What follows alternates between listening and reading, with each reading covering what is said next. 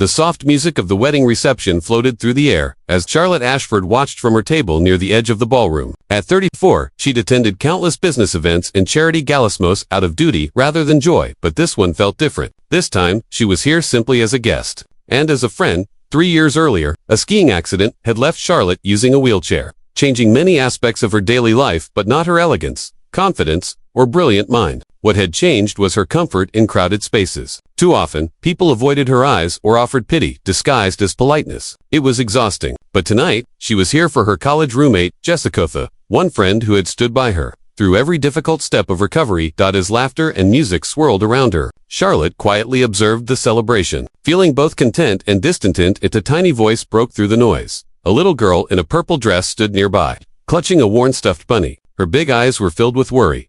"Are you lost, sweetheart?" Charlotte asked gently. The girl nodded. "I can't find my daddy." Charlotte smiled reassuringly. "What does your daddy look like?" "He's very tall," the child said seriously, "and he has dark hair. And he wears the same suit as all the other daddies."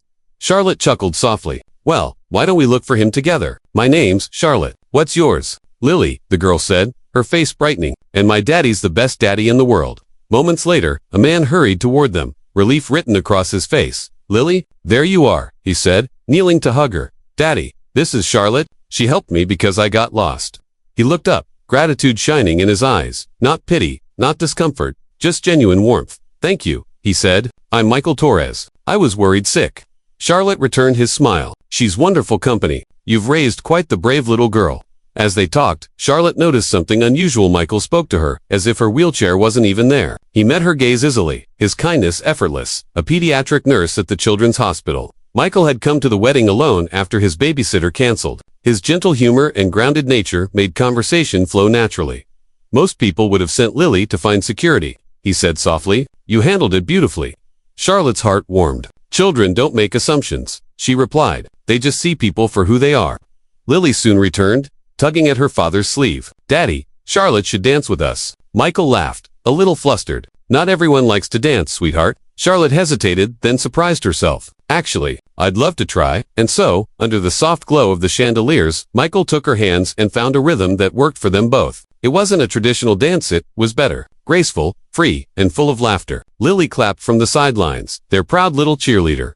For the first time since her accident, Charlotte felt truly included, not as someone to be pitied, but as a woman, dancing, laughing, alive. As the night drew to an end, Michael approached her again, a nervous smile playing at his lips. "Charlotte," he said softly, "would you like to have dinner with me sometime? Not as a thank you, but because I'd really like to see you again." Charlotte's heart fluttered. For once, someone saw her, not her wheelchair, not her past, just her. "I'd like that very much," she said. Over the months that followed, their friendship deepened into something real and lasting. Michael's calm strength and Lily's bright spirit became fixtures in Charlotte's life. Together, they built a love rooted in acceptance and respect. One evening, in the garden Charlotte had designed for accessibility and peace, Michael took her hand. "I fell in love with your intelligence, your kindness, and your strength," he told her. "Your wheelchair is just one part of who you are, it's not what defines you."